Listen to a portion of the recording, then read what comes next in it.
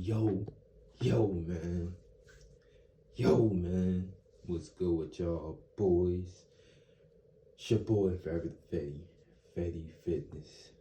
Nick, back at it again. Day 311 out of 365 days, man. Hey, man, y'all continue to rock with me throughout the rest of the year, man. Got something planned for y'all, man. Just stay tuned. We're gonna keep this going.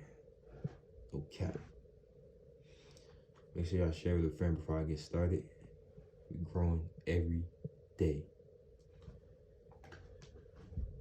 Well, on this video, that's exactly what we're talking about. How you build a personal premium brand. Personal brand meaning it's about you and the influence that your name carries. Premium brand means you can sell what you want to sell, the price you desire to sell it for, and it doesn't matter what that price is.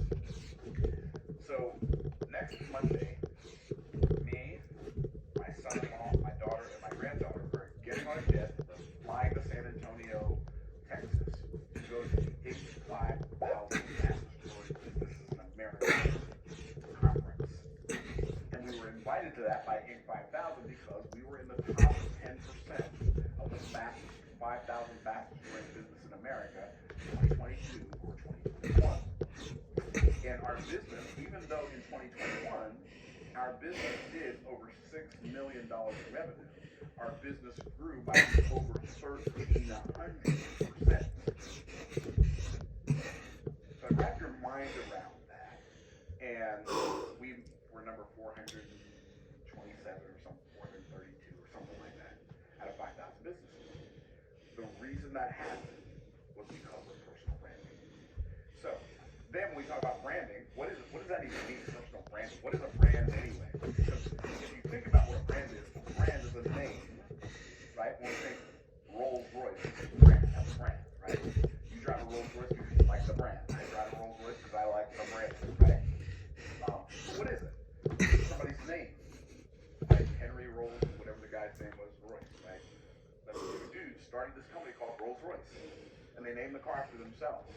So Mercedes, same thing. It's a brand, and I'm going to talk to you about why people like premium brands too. But so it's a name that reminds you of a story, and maybe the story was, when I saw the Queen of England when I was in the UK, she was driven around in a Rolls Royce. So that is the car that represents royalty. Nigga been carving up, man. Right? So for me, one of my mentors, Ben, I start going to caloric surplus. One of my mentors in multi-level marketing. Back when I was in my multi-level marketing days in the mid '90s, Ben was making like $90,000 a month. When I thought that was like, oh my goodness, how do you make $90,000 a month? Oh my goodness, that's so much money, right? And Ben at $90,000 a month had this nice, moderate-sized mansion. He had 2 Mercedes, a Ferrari, a Lamborghini, a Bentley, a Maybach, and a Rolls Royce. I'm thinking, that's a lot of cars, bro. He had like $2 million worth of cars back in the '90s when it wasn't 4 cars, right? Right. So, and because he was my friend, he was my upline, he was my mentor, but he was also my friend. He let me drive his cars. And he would let me drive with him in the car, and then he would taunt me for not driving fast enough with his Lamborghini. That's fast you're gonna go? Dude, I'm going 150. That's how fast you want me to go. I don't do that anymore. That was when I was younger and a lot dumber. Right? I don't do that anymore. I don't drive fast anymore. I'm not that big.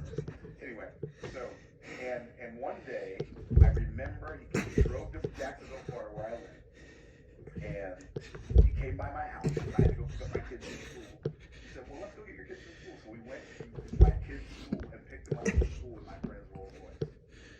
And my kids were so excited. And all of a sudden, oh my goodness, your dad knows somebody has a Rolls Royce? And so that's the story that the Rolls Royce reminds me of. And so I'm like, I'd like to have a Rolls Royce one day.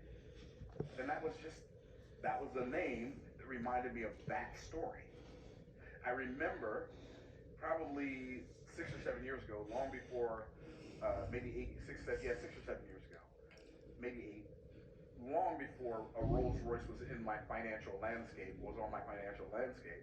I went to the Rolls Royce dealership um, in Pasco County. I think it's in St. Pete. And I went to the Rolls Royce dealership over there, and we went over there.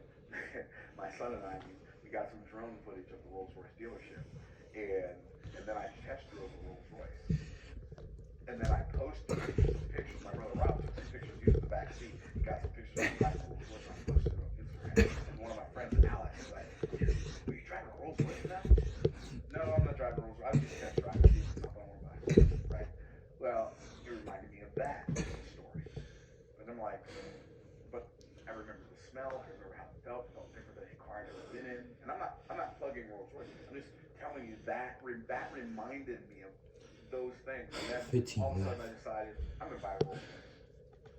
And so we got the process started, and now I have a Rolls Royce. Right? So why did I tell you that story? Because the name Rolls Royce reminded me of those stories, and those stories conjure up good memories. And I'm like, I would like. And back when Ben had a Rolls Royce, I couldn't afford to buy one, so that represented what? A past perceived void, which created a present pursued value. Back when I test drove it, I didn't have enough money to buy one, didn't have good enough credit to buy one, right? But it represented a past perceived void, which represented a present perceived value.